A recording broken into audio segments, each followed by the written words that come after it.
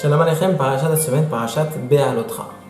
On voit que la parachat Be'alotra et la parachat de la semaine dernière Nassau sont juxtaposées. Pourquoi? Rashi nous rapporte qu'en réalité, dans la fin de la parachat de la semaine dernière, nous avons vu l'inauguration du Misbéach, de l'autel sur lequel les Béné Israël apportaient des sacrifices. Cette inauguration a eu lieu d'une façon très spéciale. Il fallait que tous les princes de tribu amènent chacun un sacrifice pour Hachem.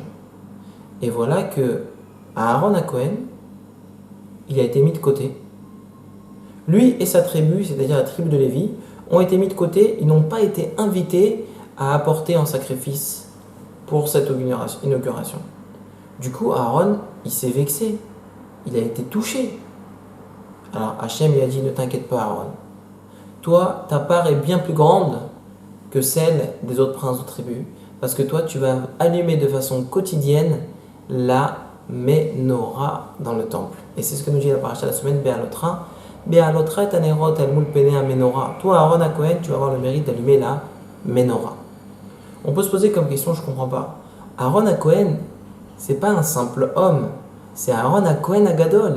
Il a déjà un privilège immense, celui d'officier dans le temple de façon quotidienne. Lui seul peut rentrer dans le Saint des Saints. Attends, c'est une place énorme. Pourquoi il a été touché? Pourquoi il s'est senti mis de côté? Sa place ne lui suffit pas. Il n'est pas suffisamment privilégié pour avoir envie de prendre encore un autre titre, celui d'apporter un sacrifice, comme tout le monde lors de l'inauguration du Misbéach. Écoutez la réponse du Mashger Toponovitch, elle est merveilleuse. En réalité, la réponse se situe dans la Gemara Brachot à la page 40a. La Gemara nous dit Kli male marzik, Kli rekan eno marzik. Un ustensile qui est plein, eh bien, il peut contenir. Et un ustensile qui est vide, ça ne peut pas contenir. A priori, c'est l'inverse. Un ustensile plein, ça ne peut pas contenir, c'est déjà plein. Un ustensile vide, assez vide, donc ça peut contenir. La Gemara nous dit l'inverse. Pourquoi? En réalité, le message qui se cache derrière cela, c'est le suivant.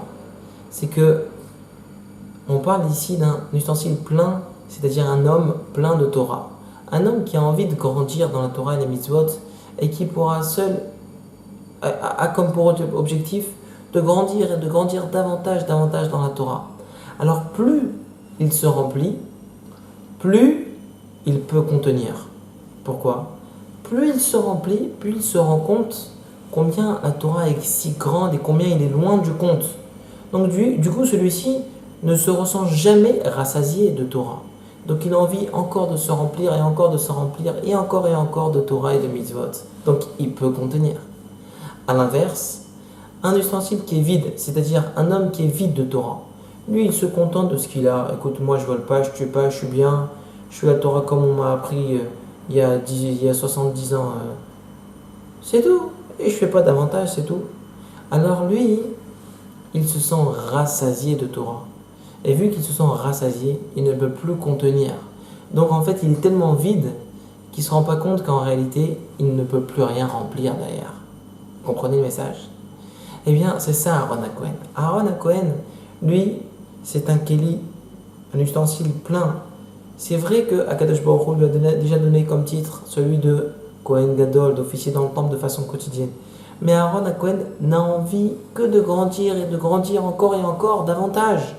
Du coup, il ne se suffit pas de cela. Il veut encore attraper. Si je peux encore attraper une autre mitzvah, j'attrape. Donc Hachem, pourquoi moi j'ai été mis de côté? J'avais envie de faire cette mitzvah.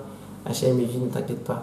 Toi, ta part est bien plus grande que celle de tous. Toi, tu vas offrir là, tu vas allumer la menorah de façon quotidienne. On apprend de cela un message qui est, vous l'avez compris, bien clair. Un juif doit avoir comme objectif de toujours progresser, d'aller vers l'avant et ne jamais se suffire de stagner. Vous savez, c'est comme les escalators. Quand on va à Carrefour, grande société, un grand commerce ou quoi, et bien on se rend compte que quoi? Que je bouge pas, et finalement quand je bouge pas, alors je descends. Je peux pas stagner. Vous comprenez? C'est exactement pareil. Dans la Torah et Mitzvot, ça n'existe pas stagner. Si tu stagnes, tu tombes. Il faut impérativement avoir comme envie et comme objectif de grandir davantage, Bezrat Hashem, et ainsi grandir dans la Torah et Mitzvot et bénéficier de toutes les bénédictions. Amen et Amen. Shabbat Shalom.